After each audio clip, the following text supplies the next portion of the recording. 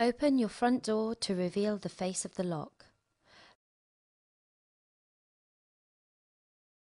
Locate the centre screw using the cylinder keyhole as a guide and remove the screw.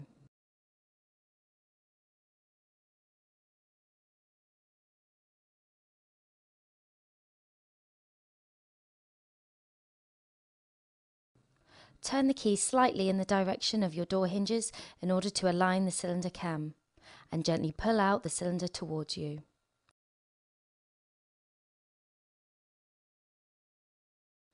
Insert your key into the replacement cylinder and turn the key slightly to align the cylinder cam.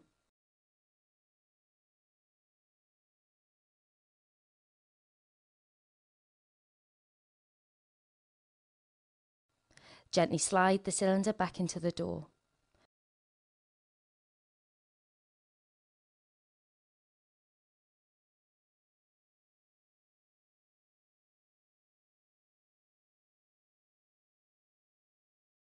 Replace the centre screw and then test the door.